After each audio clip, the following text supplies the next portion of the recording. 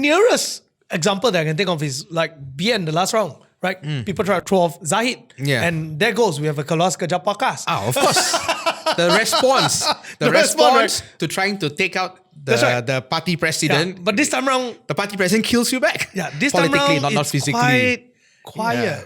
This is an interesting situation to see how it evolves, because sometimes maybe the reaction is too delayed lah. Maybe after 1 week he's like, okay, I'm coming back. He needs that. He needs to wallow in some self-pity for a while before he comes back. Step back. Or If he doesn't, I'll feel even worse for MCA and MIC. Yeah. In the Black China. Actually, but the thing is, because he already has been the prime minister, and sometimes when you already reach the pinnacle, then like, why you still want to fight? I mean, Maybe he's asking himself, is that important? Yeah, you see how Ismail Sabri, he's just like, it's okay. You know, Zahid wants it. You know, he wants to be in charge of UMNO and all that. Like, okay lah, I'm just going to chill. Yeah. I've experienced the top. I've been to the top, so I'm done. I mean, you do everything you do. If you talk for those in non-Malay politics, Chinese and Indians, your top is cabinet minister lah. Can't go higher than that. Then if you talk about for Malay politicians, your top is prime minister. So once you achieve prime minister, then comes the question lah. I already was there, done that. Is that enough? Or do I want to be prime minister for as long as possible? Hi, welcome back to another episode of Are We Okay Season 2. Together with me, Peter, Mr. Money. Hi, and I'm Rajiv. All right, Rajiv, how have you been last week? I think last week was pretty decent. There were a lot of stuff done, productive and all that. Maybe not much drama. I think I would say it's a good week. And how was your week? Right, my week was pretty fine. There were a lot of work because I think this whole month there's a lot of holidays. A lot of holidays, That's the issue, right? So did all your staff take holiday? You know, especially last week. Yeah, two Monday and Friday public holiday, the 3 days in between. Public holiday we have to work lah. Quite a few were on holiday, and then but one thing I do like is that the streets were quite clear. Yes. Until today, this morning, then Back I was to like, normal back to normal, man. Yeah. But next week is gonna start again, right? Next week we got 2 days public holiday, so I think enough people will take the other 3 days off to have like a 9-day holiday. That's right. And I think the highways will be jam on the beginning and end, but in between, I look forward to a jam-free KL like last week. Oh yeah. But having said that, while everything is free and non-congested and less drama in KL, there was one place that was filled with drama. Where was that it? is a Bersatu meeting. Yeah. I don't know why I laughed. I shouldn't laugh, but it's okay. Yeah, it was quite interesting. Apparently, as he was there as well, there was already people outside there calling Turun Muhyiddin. And the first moment that they made the statement, he kind of gave a statement that sounded like he acknowledges it, but he downplayed it a little bit until the video started playing and everything. Then you realize that it's such a ruckus. Yeah. It wasn't a small thing at all, right? Like literally there was no giving face. And coming up to today, the latest I read, there were a lot of their MPs and their people signed the SD or something like that, right? To demand that he stepped down. Yeah, that he stepped down, right? Yeah. I don't know, do you still call it SD at that level? Because SD is not necessary at that level because you're not need to prove anything in court. Nothing to prove, it's right? Just an internal so pressure. it's just an internal pressure, internal letter kind of thing. Yeah. Right, so, but that is from me getting all this information from conversations and also from news. Yeah. But what about you? Did your phone went ringing? No, it did not. I think a lot of people outside Bersatu maybe are not too bothered about it. But I think, all this image of Abah, Muhyiddin was like the godfather of Bersatu and untouchable in Bersatu. I think there were people out there to correct that. So it's like, okay, Muhyiddin, you're not untouchable. You are the leader. You are still the head of Bersatu. But you're not the godlike leader of Bersatu. Like, of all the parties in Malaysia, I think only one party has a god. Two parties have a godlike leader. So Anwar for PKR. Like, you can see, right, no matter what the PKR elections is, every 3 years, different people may align with different people. Different groups fight to the death with each other. No one touches Anwar. And the same thing goes in past. No matter what the internal disagreements may be, no matter what they contest, they will never contest the president. And they will leave Hadi Awang alone. That's right. So these two got this godlike status when it comes to political leadership within their party. Not nationwide, but within their party. Muhyiddin also used to have that aura, I guess. You could say that when he was prime minister. And after that, for the next few years or so, you could say that he still had that within the party. And that's why when we talked about the when we see like the last Bersatu elections, it's all about how to arrange like who will be deputy, who will be secretary general, who will be the vice presidents. No conversation about the head. The head is clear, like, it's That's Muhyiddin, right. full stop. No one is like, oh, maybe we should have Azmin or maybe we should have Hamza take over. It's just a non-starter. That is the kind of like Anwar level status within PKR Muhyiddin seem to have had. But I think people are out to send a signal that not quite. Right. What we can see that happened after that is you see Hamza and Azmin, the next two power players within Bersatu, coming to lend their support to Muhyiddin publicly. Who knows lah, whether they were the ones, how it's the saying, right? You throw the stone and you hide your hand, right? That's right. So here's what I want to ask you, right? I think it's always fun to actually go behind the curtains, right? Yeah, where what do you guess is actually happening? Could it be that it's just normal members trying to orchestrate something to make a statement, or is it there is certain power play at the back, there is a hidden hand trying to move the chess piece? I think there's always people moving chess pieces, for sure. Even in the era when you say Muhyiddin was untouchable and no one is even questioning whether Muhyiddin should be the supreme leader or not of Bersatu, you got two very fierce, hungry for control and power and leadership leaders within Bersatu. You got Hamza and you got Azmin. And no matter what, I really don't foresee a situation where either one of them will just sit back quietly and let the other march forward.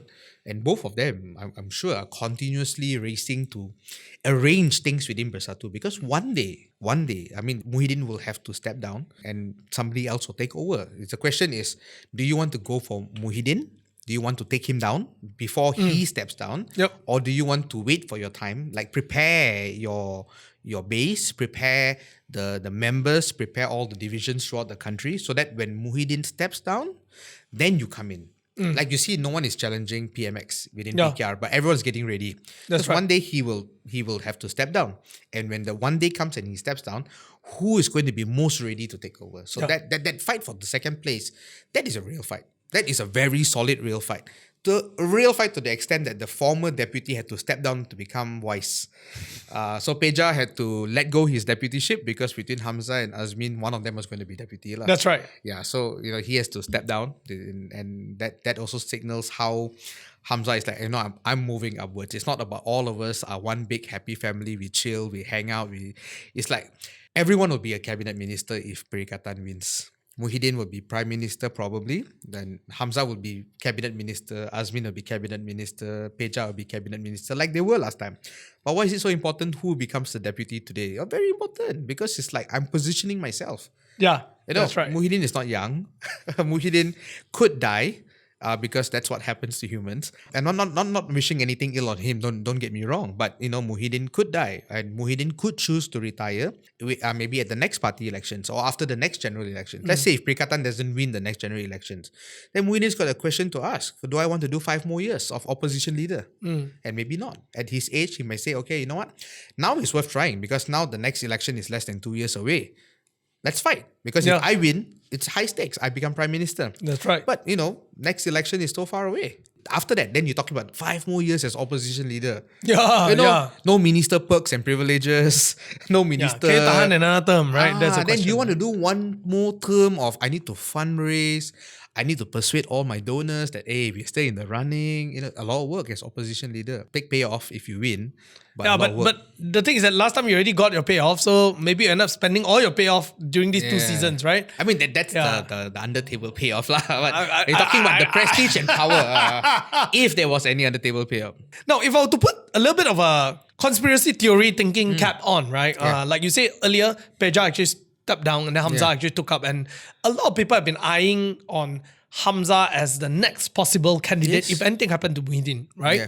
That's the truth. And this underlying current that people say maybe Hamza should be has been always that circling rumor around, right? Yeah. But he has again and again stated his loyalty. And this time around, so he came out and stated his loyalty. Yeah. Like, there could be a possibility that he's the one who throw the stone, but yet keeping his hand. Of course. But there also could be a chance that he's another opponent is the one throwing the stone to create more envy and jealousy among them too. So that, because it seems like Muhyiddin is not doing anything active towards people who are challenging him. Yeah. But if you create enough wedge in between them, this could happen, right? Yeah, it could happen. Yeah. But I think it's also very telling how Muhyiddin responded. He was disappointed. He was sad. Yes. I cannot sleep. Yes. But after this thing happened, I feel very embarrassed. Yes. This is not a fighter response. The fighter response is like, okay, which rascal did this? Which of my Supreme Council members was behind this? Was Hamza it? Was Azmin that? I'm going to kill them off. You know, that's the fighter response. So this puts into question also. I think that this puts into another perspective that we should be wondering, is he still... Are you still in the running to be the Prime Minister? Have you lost your fight? Or have you been too comfortable in the top that you're no longer playing politics properly and fully, that you can feel so... I'm hurt.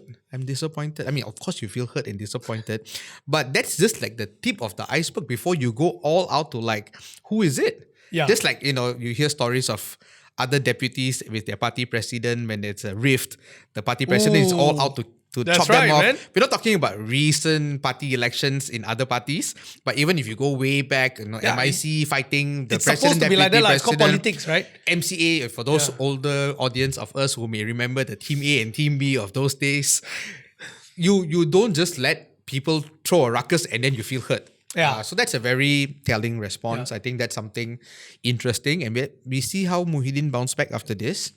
And I think this is maybe just someone just trying to like rock the boat. Not trying to overthrow the captain. The nearest example that I can think of is like BN, the last round, right? People try to throw off Zahid. Yeah. And there goes, we have a Keluar Sekejap podcast. Of course. The response to trying to take out the party president. Yeah, but this time around, the party president kills you back. Yeah, this time politically, around, not it's physically. quite quiet. Yeah. This is an interesting situation to see how it evolves, because sometimes maybe the reaction is too delayed lah. Maybe after 1 week he's like, okay, I'm coming back. He needs that. He needs to wallow in some self-pity for a while before he comes back. Step back. Or maybe, if he doesn't, maybe, I'll feel even worse for MCA and MIC. Yeah. In the Black China. Actually, but the thing is, because he already has been the Prime Minister, and sometimes when you already reach the pinnacle, then like, why you still want to fight? I mean, maybe he's asking himself, is that important? Yeah, you see how Ismail Sabri, he's just like, it's okay. You know, Zahid wants it. You know, he wants to be in charge of UMNO and all that. Like, okay, I'm just going to chill. Yeah. I've experienced the top. I've been to the top, so I'm done. I mean, you do everything you do. If you talk for those in non-Malay politics, Chinese and Indians, your top is cabinet minister lah. Can't go higher than that. And if you talk about for Malay politicians, your top is prime minister. So once you achieve prime minister, then comes the question lah. I already was there, done that. Is that enough? Or do I want to be prime minister for as long as possible? So if like I was done there, done enough, like you see how Badawi, when he stepped down, he really like stepped away. No more public comment and whatever. Ismail Sabri, when he stepped down, just step away. So Muhyiddin still staying in the limelight, still the head of Bersatu. But not super active. Feeling hurt, not feeling fighter. So maybe he's also a bit done. And maybe the person who created the ruckus also knows that he's like that. And maybe he's like starting to send a signal to everyone like, hey, let's move on. Wow. But politics so scary. Politics scary. But actually there's something that maybe a lot of people don't realize, because while Muhyiddin is like the leader of Perikatan, do you know that the other big party in Perikatan, in fact the biggest party in Perikatan, PAS, their supreme leader, Nadia Wang, has never recognized Muhyiddin as the next Prime Minister candidate. Yes, that's very true. Yeah. And until today, not yet. He has never openly denied or accept. Yes. Yeah. It was always a sending of hints of, who knows? Yes. Maybe we will recommend our own candidate? Yes. Yeah. So all's not well. Yes. All is not well in both Bersatu and Perikatan. And I think this is something that, you know, we as a podcast will stay tuned to, because That's right. it's either going to see that the one strong opposition bloc that the Madani government has is going to crumble, or whether it's going to at least pick itself up and give a credible fight in the next round. If not, we are looking at Madani versus PAS. If Bersatu crumbles out the way, then it's just going to be Madani versus PAS. Madani versus PAS. You're right. And I think PAS is quite okay with that. PAS has got, is there anywhere in the country you don't see a PAS like office? A PAS is everywhere, even in PJ, in Subang Jaya. They got many branches in Subang Jaya. You think like Subang Jaya is very English speaking, urban, whatever metric you want to put, very westernized. Even in PJ, as westernized as you get, you still have a lot of PAS branches, thousands and thousands of members. Every division in this country has a strong PAS base. That's right. I think maybe to some extent they're ready. They if Bersatu cannot come along for the ride, if they want it to crumble, then we'll see what happens. And I think you want to play big picture. If Hamza and Azmin wants to take over, it's one thing to settle your leaders within Bersatu, but they also need to make sure they woo and win over the hearts of the top PAS leaders. Because it is not enough to be the president of Bersatu.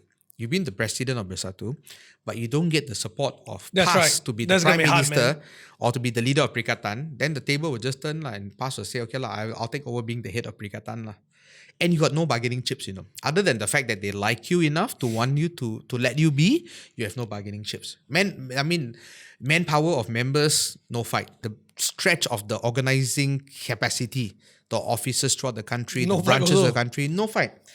And the number of member of parliaments, no fight.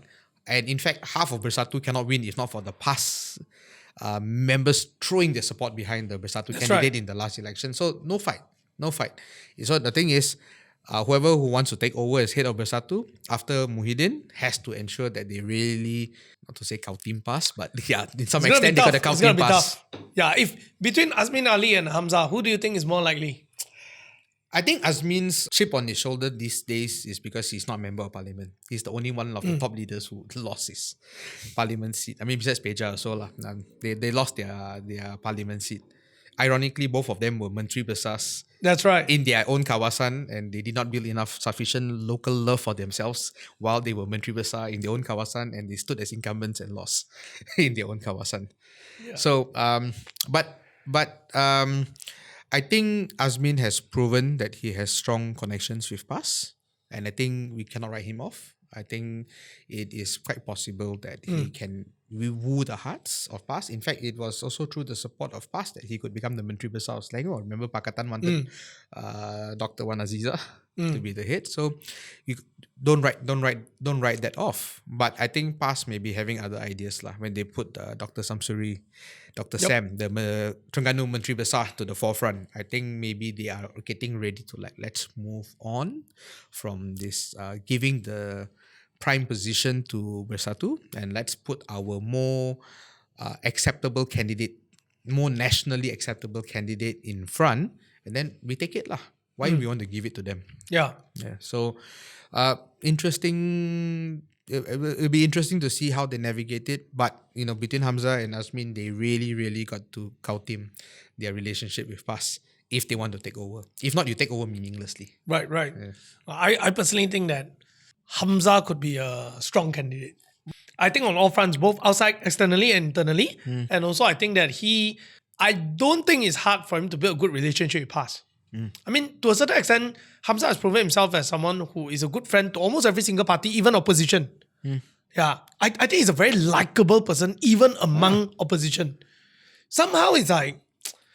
That's an interesting... I don't hear this, I don't hear this that he's likable. It's like... Powerful, ruthless, but operator. And there's very little so far when you talk to people, right, there's no he's not the first person that comes to mind immediately. But everyone talk about him, it's respectable enough. He is at the top right? Yeah. But it's not I think this guy's sly. Or I think there's certain things, right? It is a very unheard, unseen, very quiet, but once you make a statement, everyone pay attention kind. And usually these kind of possess some sort of leadership kind of behavior that can garner a lot of respect quite easily. Yeah. It's not easy to come to that level, right? I think he's got top marks when it comes to political maneuvering. But maybe if Hamza wants to be Prime Minister one day, he's got to fill up the second part of Prime Ministership, the substance of what he wants to do when he's Prime Minister. Because if you look at his the recent RMK 13 and what was his response to the government's proposal, very how are you going to pay for it? We're using GLC money. Of course you'll use the GLC money. If not, why you have the GLCs, right?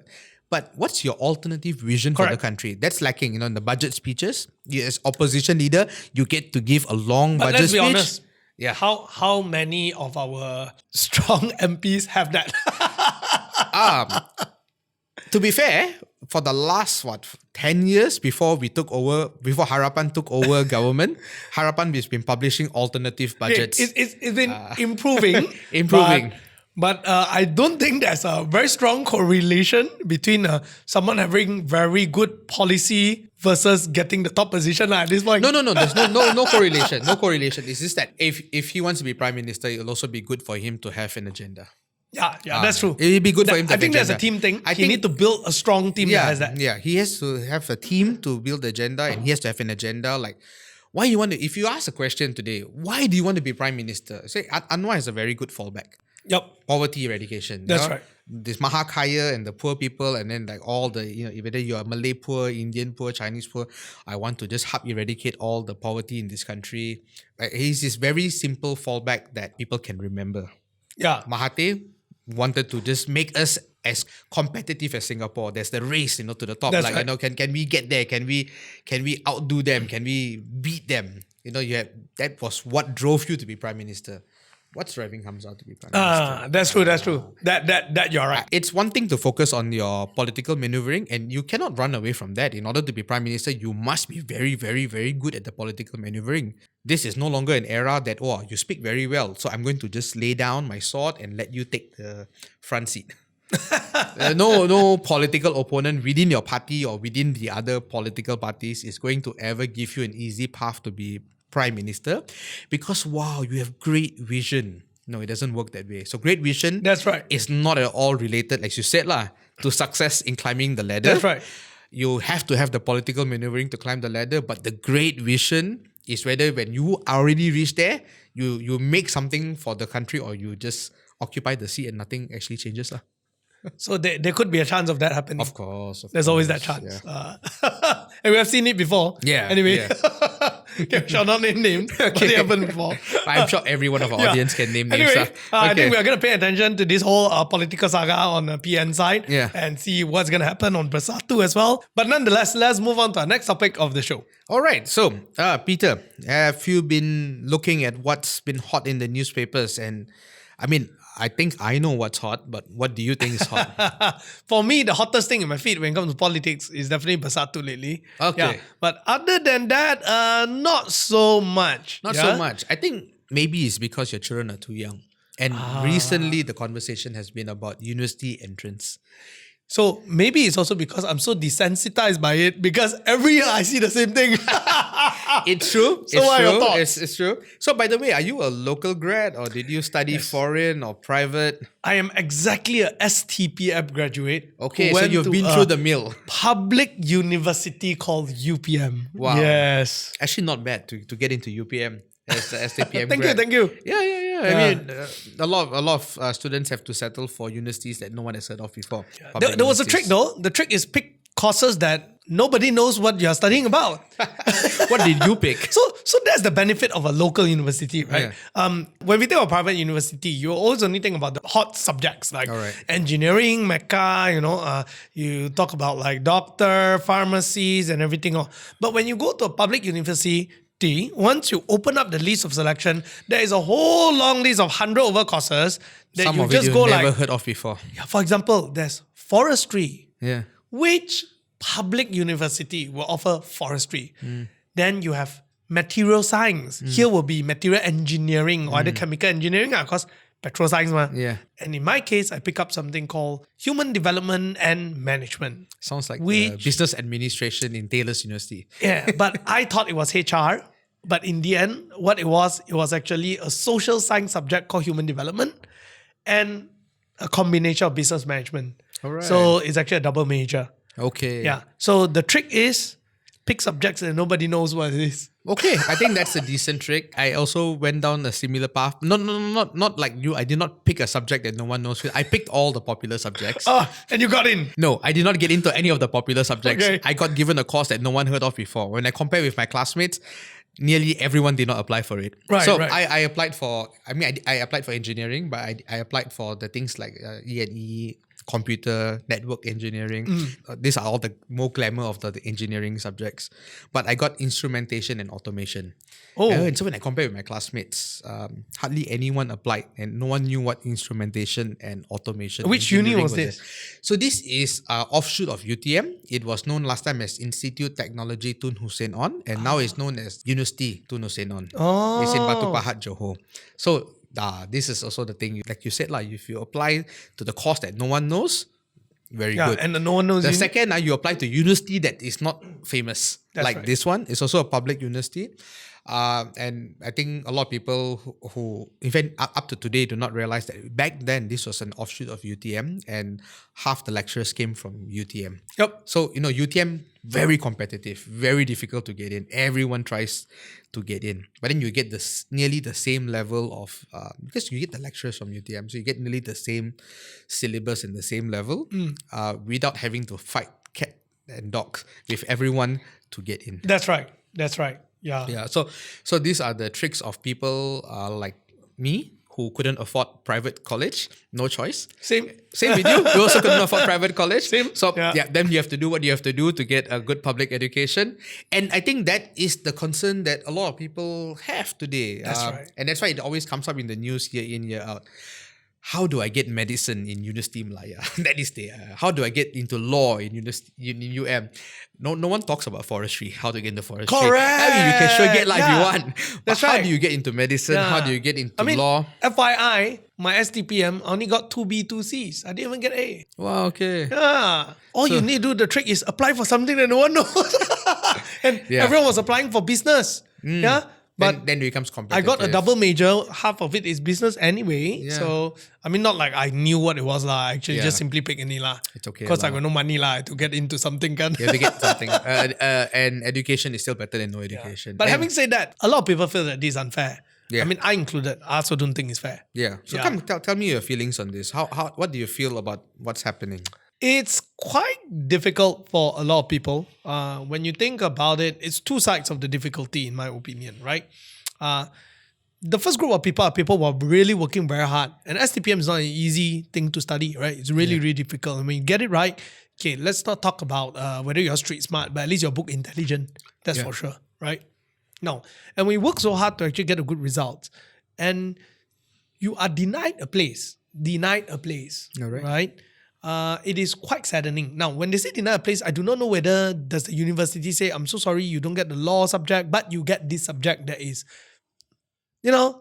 near to it, offshoot that will help you. Hopefully you like it. I do not know. I think they do. Like for in my case, they send you the offer letter. They send me the offer letter for this course. Yeah. They're like, So all your choices not granted, but this one I that's give right. you. Now, then you see other people who probably did not get such a good result and managed to get in. Now, however, I think today is less of about you see another person with a lower STPM result getting in. Yeah.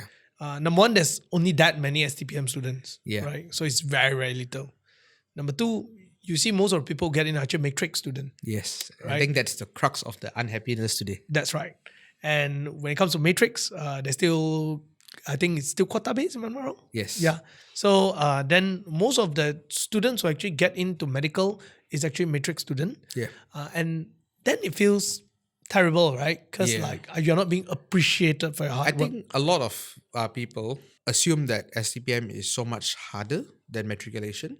And so when the numbers that come out, especially this year and maybe last year, show that the number of STPM students that get entry into the popular courses, let's not talk about the general courses, like maybe the grosses always come down to medicine, law. That's right. Medicine and law, and then you've got accountancy, engineering, also quite popular. But if you see all the newspaper highlights, normally centers around medicine and law. That's right. And when it comes to medicine and law, the vast majority of intake is the matriculation grads, not the STPM grads. So is this unfair? Yeah. I think it does feel unfair, right? It does feel unfair. And number two is that if let's say I'm someone who's hardworking in the matrix and I did well, my achievement is always discounted. Yeah. Oh, you got into medical? So what? You're a matrix. Yeah. Right? So I think it's unfair on both ends. Yeah. So I don't That's think a good it's point. I mean, no one speaks up for that feeling that some of the students may have. But I don't think that many have. Because I they think the won't matric because, students, I'm just happy. I got I'm in. just happy I got in, right? I got Yeah. in. I'm on the path to getting my medical degree from UM. I'm happy. That's right. Yeah. And I think another one more last thing that I want to mention is that I do not know why that Asians just have this unhealthy obsession towards these few subjects. I But hope we the do. next time when I see this news, Yeah. what I get is I'm so disappointed I got 4 A's and I got rejected from environmental science. Yeah, I don't think that's I'll going to happen. feel a little bit more excited with the news. I think that's never going to happen. And in fact, I will admit, I'm also a product of this Asian pressure. I had no plans to study engineering, but my parents, and in fact, I wanted to be a tycoon like that from 5 age. That's a good ambition. I had so when you're Not too that late, not age, too late. when you're that age, no. This one I confirm. I worked in the private sector for a few years, and then when I started off with politics in 2008 happened, and we were part of when we won the government and part of government. My true calling is public administration. Right. My true calling. So give up the very tycoon happy dream, to very happy to give up the private sector for this, because this is where I feel, at least for this phase of my life, my true calling is. But back then, influenced by your seniors lah. So I had this friend in church, and he was like maybe 7-8 years older than me, and he was working for a while, and he just started his own business, and he started like really climbing up the financial ladder. Started doing well, and I was like, oh my god, if he, an ordinary person driving Proton Tiara, like just normal level employee in the company, but when he came up to start his own business, put in place the right strategy, started getting more and more customers, and then this didn't rest there, and continue to expand the business and grow, and how he and his wife work together so well in jointly growing the business. And I was like, okay, I'm going to study business and do that. And my parents were like, never mind, you can learn business on your own later. You cannot learn engineering on your own later. So you do engineering first. That's true as well. It's true. Yeah, you don't have to study business to be... There's a logic to it. There's a logic to it. Can't fight that. I accepted the logic. So then it's like, okay, which engineering subject is because engineering also, you got 100 engineering things to choose from, right? So that's when I have to choose and then choose the popular ones first Right. and then but I got offered the not so popular one. But yeah, this Asian practice, I think, won't depart from us for a long time. I think it's slowly evolving. I have know enough parents who are supportive towards their children's not so conventional choices. To be quite frank, I've given it a lot of thought. My 3 kids, if they want to do something unconventional, I'd be happy to support them. But what I want is that they put real effort into whatever this is that they want to do. And it's possible. My eldest daughter is always designing stuff, fashion stuff. Right. And if she decides, if that wears off by the time she becomes 18, that's up to her. But if, let's say, she wants to go into fashion design, Well, why it's not? your choice, right? Yeah, choice. But I want you to put in your effort. I want you to do well. I want you to want to do well. I want you to put in your effort, not just chinchai do. That's right. I think that's more important than picking which career. And I don't want to psycho you to you should pick medicine, you should pick law. I don't want to psycho you to do that. Yeah.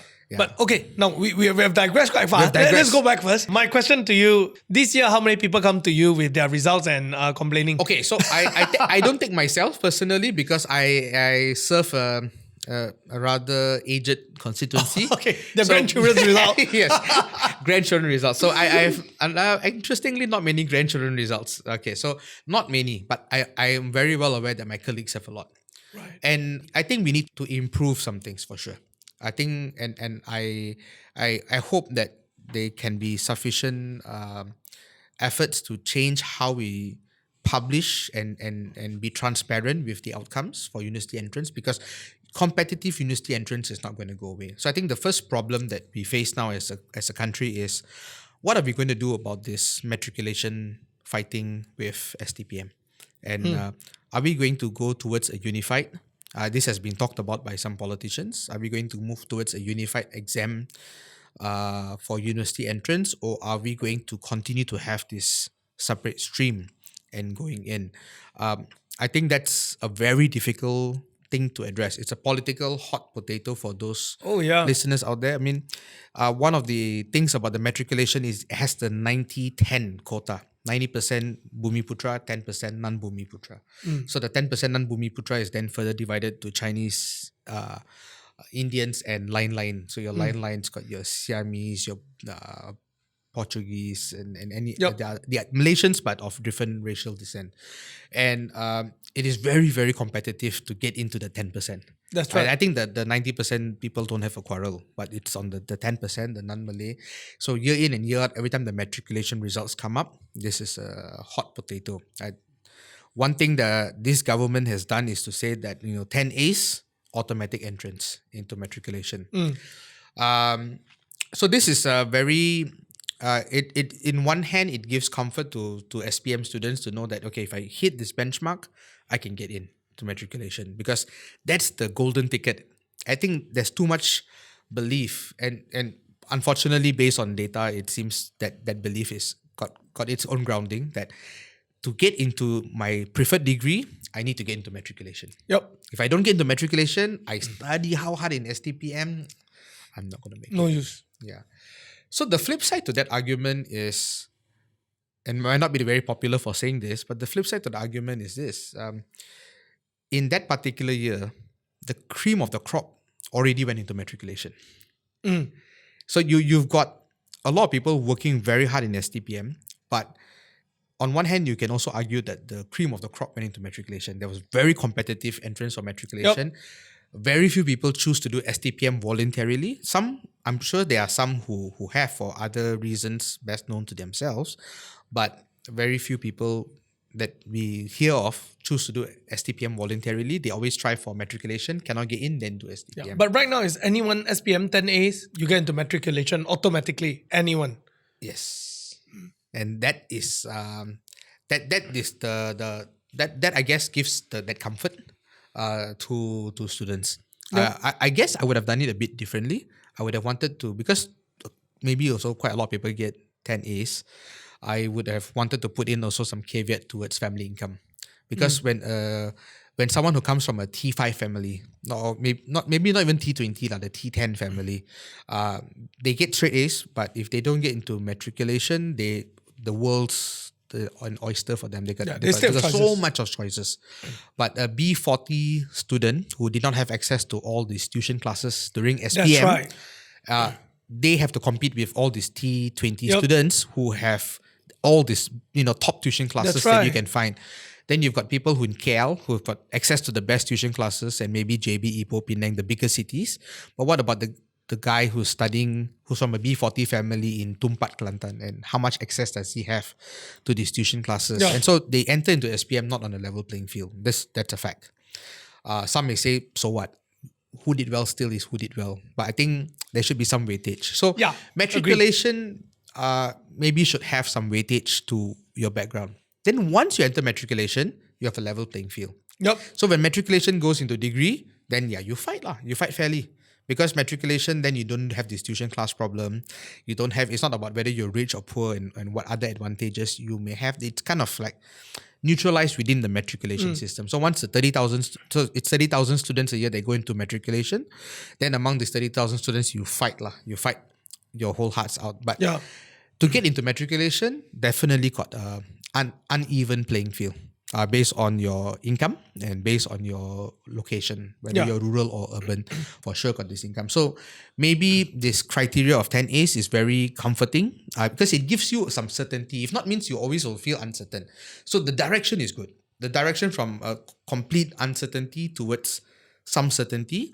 Maybe the suggestion is to refine the certainty, but refine early. You must give the students notice well in advance. Don't after the results come out, then only announce the new criteria, then people get angry. So, have criteria to take into account family income level, to take into account other disadvantages if you're in a small town, you are rural and you have no access to tuition classes, or you have challenges getting proper schools in your area. You've a lot of dilapidated schools throughout the country that are in the midst of getting fixed. So that's one thing that maybe should have been improved on.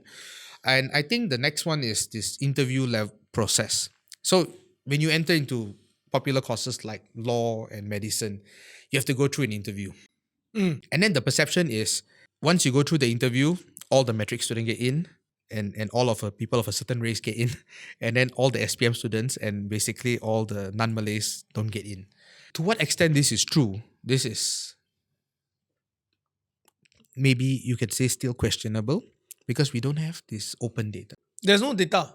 The data is sketchy here and there. Every once in a while, there's an answer in Parliament that you can try to draw data from that, but it's not. It's not concrete. It's not out there. It's not Right. out there, and maybe this is something that I would also feel that we should find a balance to move forward, because to open the data completely, the one extreme is to say that these are all the people who apply for medicine and I rank them from 1 to 70,000. So let's say 70,000 people, okay, maybe 7,000 people apply for medicine. I rank them from 1 to 7,000. I got 250 places. So these are the 250 people who enter, and you didn't get in because of your rank. But everyone can key in the IC number and see, oh, my rank was 431. That is a very, very, very transparent way. Yeah. But it might create other problems of its own when you do that. But I think there needs to be also more transparency on the data. Like how many got through the first filtering and got called for interview. You see, at the part where you apply and you get called for interview, that one is very black and white. At the interview stage, if people with lower results get called for interview compared to people with better results, then I think you cannot justify that. Because you haven't met the person, you haven't talked to the person to see whether the person has an aptitude for medicine. And after even though the candidate has got perfect results, but in the interview, then you say no aptitude for medicine, so better not give you a space compared to somebody else who has a very strong passion for medicine. And then I give the limited space to that person. Yeah. So the interview is very subjective, because on one hand, there is value in interview. You want to screen. Just to share, I Yeah. have a friend who actually was a JPA scholar, Matrix, got medical as an offer, Yeah. went for the first day as an interview. So they have this orientation kind of thing as well. One of the things was that they had to visit operating theatre.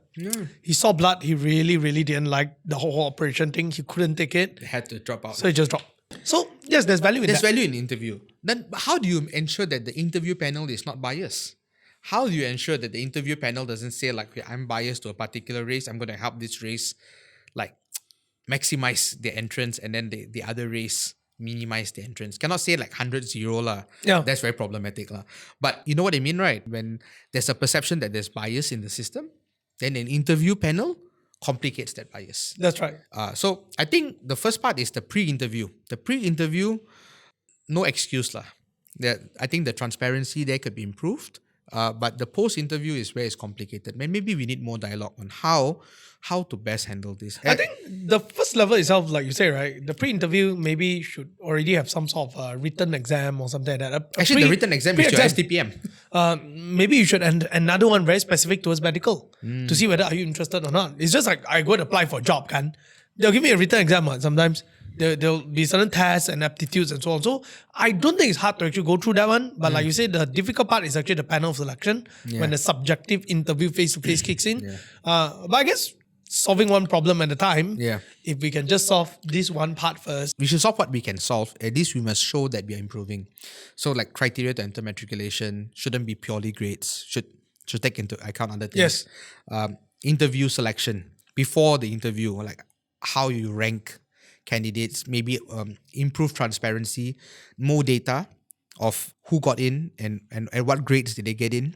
And something that maybe because when in our generation, the co-curriculum didn't come into play. But for this generation, the co-curriculum comes into play. And then there's actually not a subjective evaluation. There's actually points given. And so every student knows what is their co-curriculum marks when they go in. And so a lot of times when you highlight on social media or even get a political party to do a press conference for you, the focus is always about, I got CGPA 4.0. How come I didn't get medicine? I mean, like, everyone got CGPA 4.0 lah. Okay, everyone got CGPA 4.0. Co-curriculum 0. But your co-curriculum will never be 0 for these high flyers lah. They will definitely, join societies, join competitions to get, but maybe they get 8 out of 10. And then, somebody else gets 9.5 out of 10. And this is the tipping scale. So there is this factor. And in fact, if anyone comes to you with a story that I didn't get to go into university, even though I got straight A's, I got straight A+. I didn't get to go into matriculation, even though I got 10 A+. Okay, but matriculation takes into account, if I'm not mistaken, 4 subjects, your top 4. So when you talk about your top 4 subjects, everyone can get the A plus lah for the top 4 subjects. Then comes the second part, your core curriculum, whether you are able to compete. This is also another challenge that not everyone out there knows that this comes into play. The students know it comes into play. I believe every SPM student today knows, every STPM student today knows it comes into play. But the general public, a lot of them do not know it comes into play. So that is why, and you see the newspaper, I don't think they do it purposely. It's just that they always focus on the results. Yeah. They never say Easy the one. COCO. They never say the co-curriculum. Like, okay, no, they say these 4A students, OKU did not get into university, but what was his co-curriculum? And then that comes into play. So this is something that we should be mindful of. For better or for worse, that is part of the system. I see some merit in that. I have one last advocacy, I guess, on that. The co-curriculum must be a level playing field. Because if you want to join national competitions and you come out of a competitive school, like you say, you play hockey for Anderson Ipoh, very, very powerful hockey team, once you get into the team, you can fight in national level competition. But if you're in a school that has no team for anything, then you have no chance. Yes. And then is it really your fault? Or is it the environment give you a disadvantage? Yes. Now, if you're in KL, maybe you cannot complain because you have sufficient opportunity to get involved in extracurricular activities. But if you're in a small town and you may have very limited curriculum opportunities, that's a question. Then when it comes to the STPM and the matriculation, every state got the matriculation college. And so when matriculation college fight each other, they're fighting at national level competition. So, Perak fighting Johor, Pahang fighting KL. It's a national level competition. Whereas at the STPM level, it's school against school. So then they fight a school fight. It's school. Then your level is seen as like district level. That's right. So this also needs to be addressed. Maybe all the matriculation, because they're the same age with the STPM, right? Maybe they should fight the same competition. Because I think somehow matriculation is seen more as a subset of a tertiary education, but STPM is seen more as a subset of a secondary education. I think that has to end. Right. Whichever way you want to call it, tertiary or secondary. Yeah. And number 2, if you actually look at the sports side also, that's very valid because not all schools have the same program. Yeah. Yeah, it's not like, for example, even within KL, right? You can see this very simple thing. Last time in my school, there's no such thing as a brass band. Brass band only exists in St. John's, Okay. Catholic High, these kind of places. But you went to school in the Klang Valley. Yeah, I went to school in Klang Valley. Okay. And so I think even though you didn't have a brass band, at least you had more choice. What if you went to a school with only 85 students? See, What choice imagine would your you school have? is in Pulau Ketam. And you have so little students, then how? So Correct. then you don't have a level playing field. That's and this is right. why I feel that there should be some growth in the assessment. Like, I think we have grown. We don't even take into account co-curriculum marks 20 years ago. Then now we take into account co-curriculum marks. That's positive development. Now we should, go one step up. How do we refine the co-curriculum marks? How do we adjust, give weightage to the disadvantage that some people face? Somebody think about it, co-curriculum takes extra time. Yeah. There are some people who are, let's say they are not the poor, but they can't afford it. Because co-curriculum is always extra cost. Yeah. Yeah. Hey, I think about it, today my kids go to co-curriculum. Yeah. I'm spending extra few hundred ringgit every month, Yes. How many families can afford that? That's why I said there's a disadvantage. And if you have to help your parents in the hawker stall every day after school, you're at a disadvantage. And put it this way, right? The truth is, when it comes to a lot of co-curriculum equipment, the quality of your equipment does determine how good you can do certain things. Unless you're talking about like basketball, you just It's wear a not pair just of the shoes, quality right? of your equipment. What about access to private coaching? That's right. So like if you talk about brass band, you need to have a good teacher, Yeah. So there's a lot of things that adds up together. There's a extra cost there that I think when co-curriculum is placed such a high weightage, it may not be that beneficial or may not be that So maybe that the much of an argument equal is paying field. not to say high weightage because it's only 10% weightage.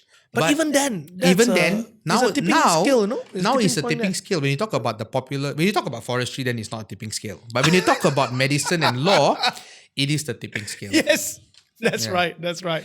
And I think the last notion that we have to deal with is this direct entry that started when in 2017. Even though today the champion making noise against the direct entry. So direct entry, for those who are not up to date, is the public universities now take in private students. Private students, as in you can apply directly to the university, pay the full fee, not subsidized by the government. And if you get in because you're academically qualified to get in, you get in lah. You still get the degree from that university. So half the students who study law in are the direct entry. They pay the full fee for the law degree so program. Whereas and then the other half are the ones who enter through the UPU system where they pay the subsidized fee. And there's a perception that all the SPM students are deemed to be rich, non-Malay, and then pushed into the direct entry, then not granted places in the UPU entry.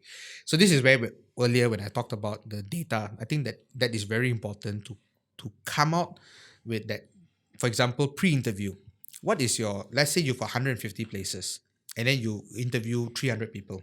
How do you sort your 7,000 applicants into the top 300? And was it transparent? And there needs to be a proper transparent matrix. Yeah, I mean, if I can, you don't publish the names but if I can go online and I can key in my IC number and I can see where I stand in this list, then I know oh my God, I thought I was very good.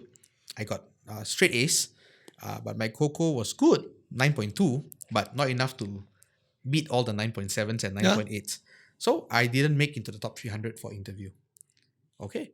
Then you can see the score of the people who made it for the interview, and you know that, okay, everyone who made it for the interview scored higher than me. At the very least, that will soothe a lot of dissatisfaction or of a lot of unhappiness of why I didn't get an interview or why I didn't get a chance at that particular course. You know who you compete. You can see where you stood in the eyes of your competitors. Yeah, I think that will take a long time though. A dimension shift for that to happen. But I think it's worthwhile for that happening. But There should. It's worthwhile.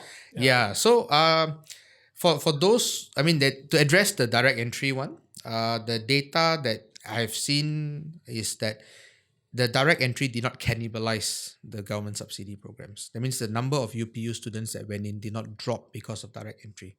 What direct entry created is more space. But in order to increase capacity, medicine isn't a cheap thing to teach. And in order to create more capacity for medical students, then you need costs. If the government can only subsidize 150 medical students in a year, but can run another 150 students if they pay fully for it, I think it's a win-win situation. And I know it's very painful to okay, I need to pay the full price to enter.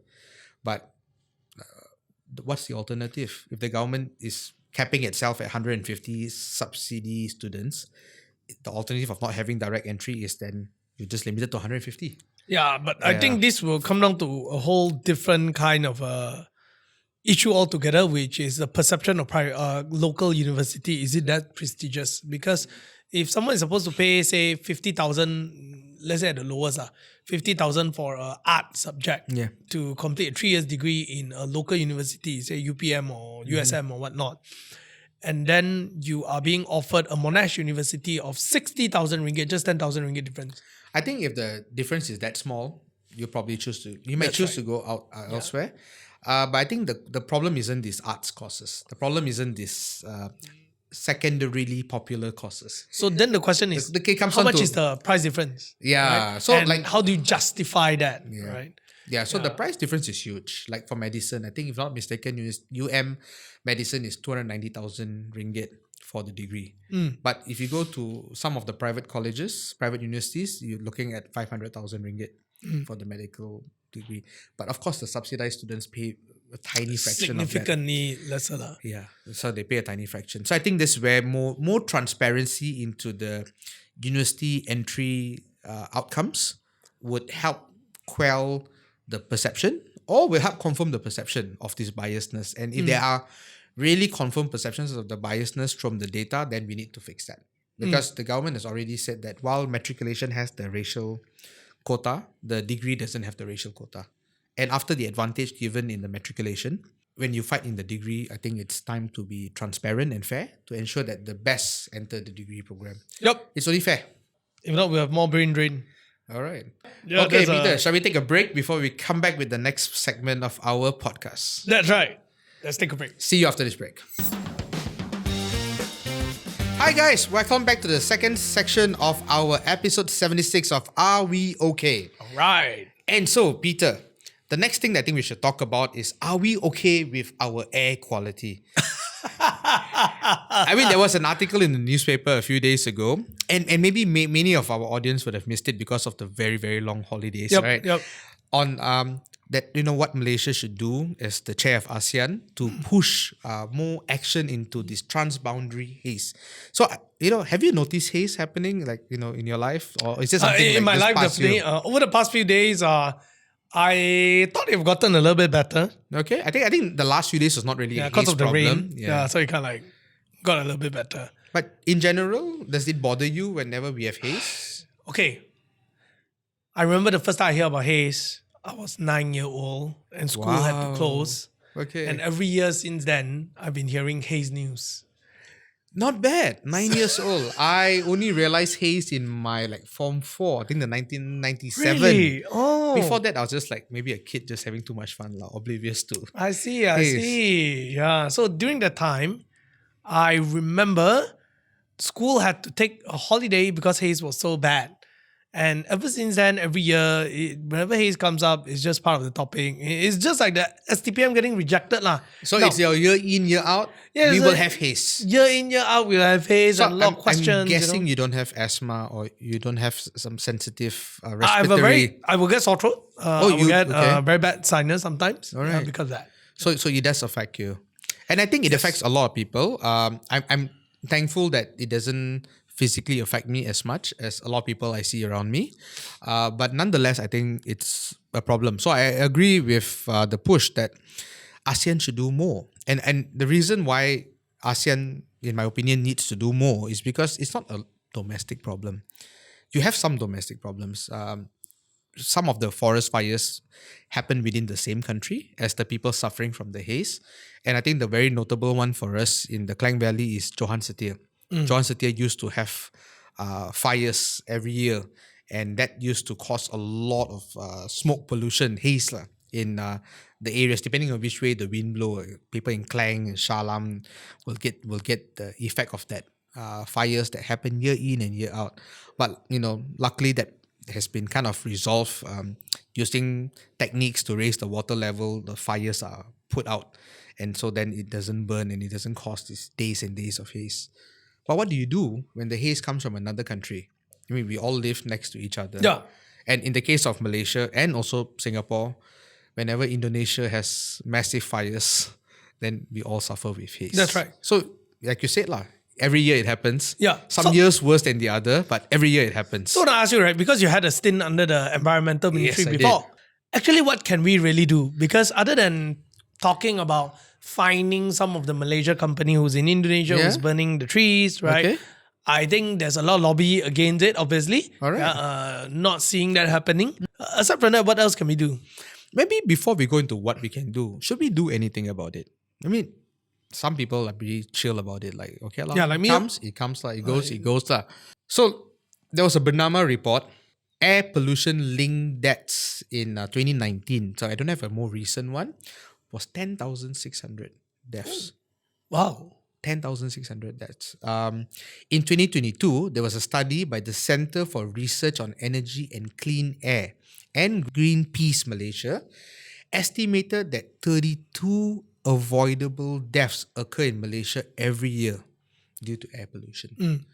For some of us, maybe it doesn't affect us and we don't realize it. And then for some, they are badly affected. And sometimes it's not like a car accident where the death is very seen to be direct to the thing.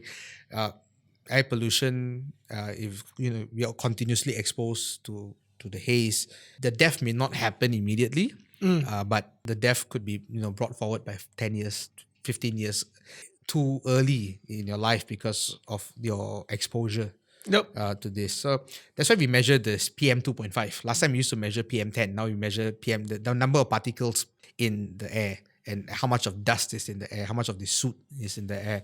And so I also was not exposed to this. So yes, you're right. I had a stint in the Ministry of Energy, Environment, Climate Change. And that was also an eye-opener to how important this is. And I think we need to do something. So like you said, what can be done? So I think the first thing is, when you look at the data that is out there, maybe we should also read another one. There's also another research based on the WHO guidelines that Malaysians would live on average. This is not talking about those with respiratory and without this. When you put them all together, Malaysians would live on average 1.8 years longer if you solve this. Really? It does take away your lifespan. Well, but with the Eh, cost your of lungs- living so high, maybe it's a good thing. No, you can never say that. That's a joke. Don't cancel me. It's a joke, right? Okay, Yeah. it's a joke. It's a joke. So that's It's bad, man. It's bad.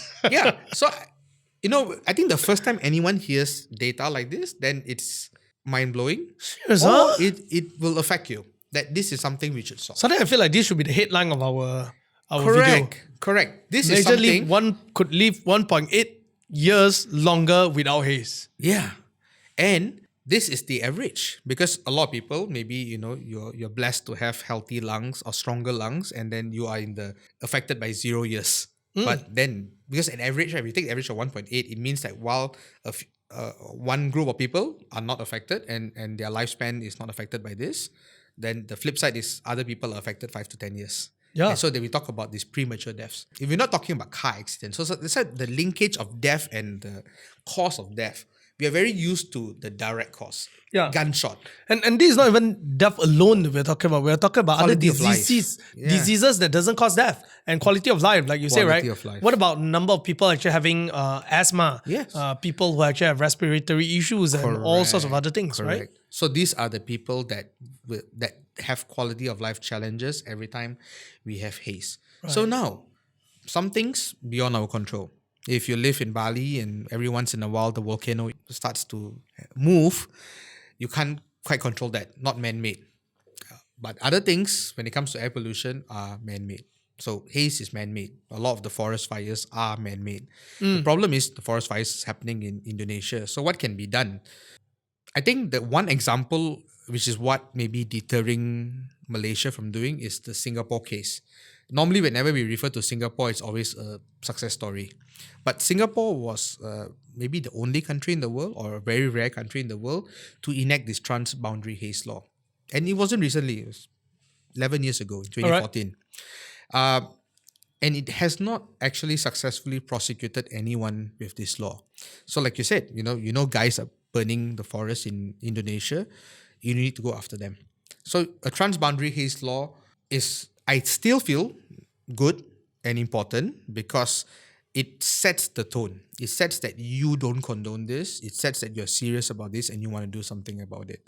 But I think the difficulty is in proving, because you don't have on the ground. You see, when you have laws in your own country, you have enforcement officers, you have policemen, or you have environmental officers who can go down, investigate, collect evidence to charge you in court. Because you cannot say like, I just think it's you, so I charge you in court and then the judge can find you guilty. This evidence is important.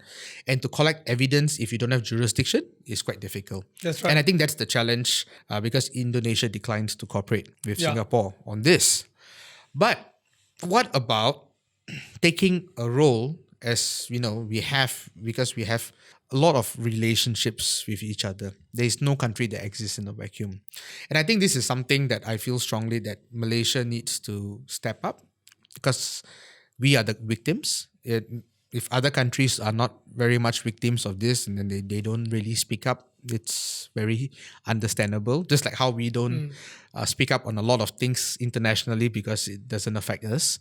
I think we should speak up. I think, this is one of the great chances because we have the ASEAN chair. That's one angle. But I think I look beyond that because ASEAN chair is just 1 year. You can't change this in 1 year. I think the biggest advantage we have now is look at PMX and the Indonesian president. They are showing very warm bonds, very warm friendship with each other. Look at the visits that have happened both ways. And I think this is time that we put this on the table. Indonesia has no qualms putting their welfare of their foreign workers on the table. And rightfully so, we should ensure no abuse happens to them. I wouldn't want to trade to say that we will only enforce domestic worker protection if you do the transboundary haze. I'm not even suggesting that. Inhumane. I'm not suggesting that. But you see, this is what you do as a country. Yeah, but you should talk about it. You should put it talk to the about table, it. right? I mean, you have trade, you have a lot of other things. We have a border dispute with Indonesia that we need to solve in Ambalat. We have a number of things that we need to solve in Indonesia. I think if you talk about what Wisma Putra has, I'm sure they have a long list of many pages of items that we need to work on with Indonesia. I hope that this goes on the list. You see, it's very important that this goes, in my opinion, this must go high on the list. Yeah. I think this is something that we cannot wait for an officer to officer discussion. I think this one, especially now we are on the ASEAN chair, although it's 1 year, but it's probably the best time for you to play the holes and bring it up because now you have no one's going to blame you, right? Yeah. For pushing it, right? Correct. Yeah. You should kickstart it. Yeah, and then you can probably draw some sort should of kickstart it. policy, cross-boundary policies that benefit the whole of ASEAN. Yeah. Yeah. Correct. I'm pretty sure that Singapore will be supportive. And I believe Singapore will follow along. Oh, yeah. Follow along in Malaysia's thing. And it's very easy for the public to pressure the Singapore government because Singapore also equally suffers from haze. And That's I don't right. think I don't think the public will stand for it if they ever get one. That's right. I mean that their government was not serious. They just talk on it, but actually not serious. So I think Transboundary Haze Act is a start. All right. Indonesia may not have cooperated before this, but regimes change. Now we have a new president in Indonesia. We owe it to ourselves to try. But in order for us to try, one is we put all the burden on Indonesia to ask them to not just cooperate with data, but to also set up the law, to go after the people, to punish them in their courts. I think we should have the dialogue and we should put this dialogue in front. Because we are not going to go away as neighbors. We are always going to meet. Our presidents and prime ministers are always going to meet. So number one, put this on the agenda. Number two, send a strong signal. You got to have the act to show your Malaysian companies who are doing the forest burning in Indonesia. There are Indonesians doing it. There are Singaporeans doing it. Unfortunately, a lot of the palm oil estates in Indonesia are owned by Malaysians. They're owned by Singaporeans as well as the Indonesians themselves. Yeah. So all three are victims to haze. All three Also are corporate. technically perpetrators of this haze that's right. as well. We need to take action against our guys. I think as technology improves, Malaysia should try to force the Malaysian companies operating in Indonesia, find ways to put that in the law, to declare their geographical boundaries of their plantations in Indonesia. And when the hotspots of the fires are happening within the plantations owned by Malaysian companies, we should go with that. Now with satellite image, you can know where the fire is coming. You see the smoke. As laymen, we see a lot of smoke in the air. But where is the point of the fire? And this point of the fire, plantation owners must take responsibility. Yeah. You cannot just say, oh, this is natural. But this is something that you take a whole of ASEAN approach. It's a whole of ASEAN. I think it's Not even a whole of Malaysia, a whole of ASEAN. whole right? of ASEAN. Yeah. But it has to start somewhere. Are we going to wait for Laos to start it? I mean, are we going to wait for Thailand to start it? No, We there are. have other things to be concerned There about. are other things to be concerned about. We are the victims. I think we should do something about it. But I think the biggest thing is that, do we as Malaysians want our government to do something? I think this is where, like today, our listeners, some already know this data, but some are going to be... Correct. Like me, I You didn't know. I didn't know I'll live 1.8 years longer. Yeah, Yeah. on average. Maybe even On more. average, yeah. Maybe even So maybe more. I'm the more, right? Yeah, maybe even more. So, Dala, we're already You smoking. you didn't know how many people died prematurely. That many. We're not talking about 10, 20, 100 people. With 32,000 people died prematurely. But I know that it's bad because, okay, put it this way. I used to live with my mom, and my mom's place always have neighbors who like to burn things. Okay. I can tell you, it's terrible. It's so bad that now that I moved out, whenever I go home to visit, I just have an irritation on my nose. Because you're used to it when you're there, but the moment you leave, you come back. Yeah. Bro, it's just bad, man. It's just bad. So that's not good. And that is within Malaysia's control to take action. And we should take action on that. Yeah. We have sufficient laws to take action. If you live in a place where there's always open burning, you should call Bomba. This is just a public service announcement. Call Bomba to put out the fire. Especially if the fires are big fires, Small fires. Just burn rubbish. The small pile of rubbish, you can call your local council. Because your local council has been empowered under our Environmental Quality Act to come and summon you. And so they'll come. Hey, why are you burning these leaves in your house? You're not supposed to burn the leaves, let alone rubbish. Give them a 250 ringgit summon. And your local council may not come because, let's be frank, local council got a lot of things to do. If you don't complain, I don't think they can proactively chase after all these things. But if you complain, they do take action and they can take action. So Oh, this yeah, is something that you can do to help improve the air locally. But now we're talking about the big scale one. The one that closes schools is not your makcik, makcik burning leaves, that not one is your just neighbor. affect my house and my neighbor. That's small level. But now we're talking about closing schools, that level of Yeah, I still remember the time. Yeah. Big It still time, man. happens. It still happens from time to time. We still to close time, schools. Yeah. And that level of pollution should not be inflicted not just on the school kids, but on just society in general. So yeah, this is my takeaway. This is my new thing of the day. We did the nuclear last time. Today the new thing of the day is this Haze. So now we know. Yeah. So I think PMX, please talk to Mr. Prabowo. Please do that. Yeah, please do that. So Alright. Malaysian can live longer. Alright. There's significant statistic to show the health of your people and GDP. That one got a lot of studies that can prove the link. All right. True. Yes. And live longer also GDP. Okay. You are going on the GDP angle. Yeah. Okay. No, we must know what thinks is hard, Yeah, right? okay. So that's all about it for this week. All right. Thank you very much. We will see you next. All right. Bye-bye, guys.